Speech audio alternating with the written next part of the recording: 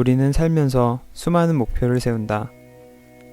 아침에 일찍 일어나기, 매일 책 읽기, 군것질하지 않기처럼 간단한 목표를 세우기도 하고 CEO 되기, 부자 되기, 최고의 운동선수 되기 등 결코 달성하기 쉽지 않아 보이는 큰 목표를 세우기도 한다.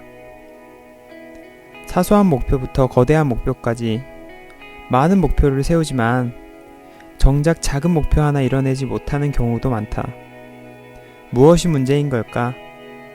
목표가 너무 거창했던 탓일까? 아니면 목표를 이루기 위한 노력이 부족했던 걸까? 1980년대 말 제너럴 일렉트릭은 생산성을 높이기 위한 방법을 찾아 나서기 시작했다.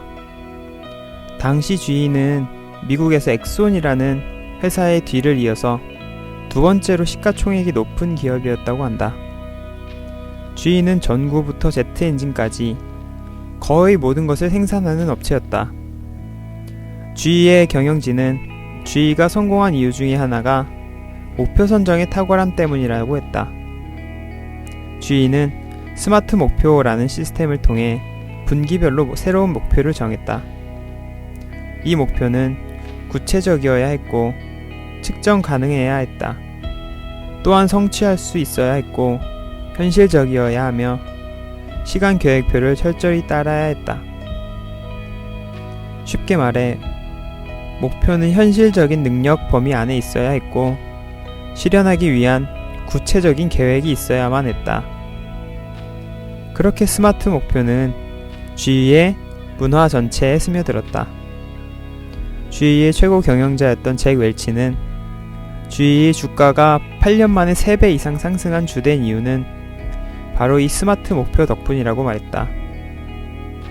그러나 GE의 모든 부서가 스마트 목표를 활용해 성과를 내고 있는 것은 아니었다. 몇몇 부서는 스마트 목표를 제대로 활용했음에도 불구하고 지속적인 손실을 기록하기도 했다. 경영진은 바로 이 부분에 주목했다. 스마트 목표에는 장점이 많았다. 그러나 단점이 없는 것은 아니었다. 스마트 목표를 사용하는 직원들은 스마트 목표의 기준을 잡고 일을 했지만 스마트 목표로 정한 기준을 따를 만한 가치가 있는지에 대해서는 생각하지 않았다.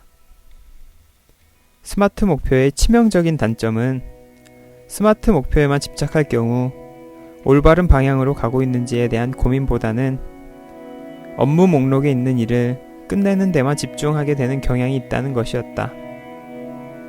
1990년대 초 잭 웰치는 도쿄로 출장을 가게 됐다. 그곳에서 그는 일본 철도 시스템에 대한 이야기를 듣게 된다. 1955년 일본 철도청장은 일본 최고의 공학자들에게 빠른 기차를 발명하라 라는 과제를 던졌다고 한다. 6개월 후 연구팀은 시속 105km로 달릴 수 있는 기차를 만들어냈다. 당시 이 속도는 세계 최고로 빠른 속도였다고 한다. 그러나 일본 철도청장은 그 정도로는 충분하지 않다며 더욱 빠른 기관차를 발명하라는 과제를 다시 던졌다. 공학자들은 현실적인 목표가 아니라며 난감해했다. 그 후 공학자들은 많은 실험과 실패 끝에 세계 최초의 초고속 열차를 발명해낸다. 1964년 당시 첫 출발한 이 열차의 속력은 시속 193km였다고 한다. 이 열차의 이름이 바로 신칸센이다. 일본의 초고속 철도 이야기를 들은 잭 웰치는 일본 출장을 끝내고 미국으로 돌아왔다. 그와 동시에 회사의 각 부서들에게 이전과는 다른 도전적인 목표를 설정하라고 말했다. 각 부서들은 나름의 도전적인 목표를 정했다. 항공 엔진을 만드는 부서는 엔진의 결합률을 25% 줄이겠다는 목표를 세웠다. 그러나 잭 웰치는 해당 부서의 결합률을 70% 줄이라는 지시를 했다. 관리자들은 말도 안 되는 과한 목표라며 반발했다. 하지만 잭 웰치는 3년의 시간을 주겠다는 말만 남겼을 뿐이었다. 결합률을 70% 줄이라는 도전적인 목표를 달성하기 위해서는 모든 것을 바꿔야 했다. 직원을 채용하는 방법부터 노동자들을 교육시키는 방법, 공장을 운영하는 방법, 업무 배분 방식을 변경하는 방법 등 모든 것을 하나씩 바꿔나갔다. 결국 항공엔진 부서는 1999년 엔진당 결합률을 75% 줄였고 오히려 제작 비용도 줄일 수 있었다고 한다. 아마 이런 혁신은 스마트 목표만 가지고 성취할 수 없었을 것이다.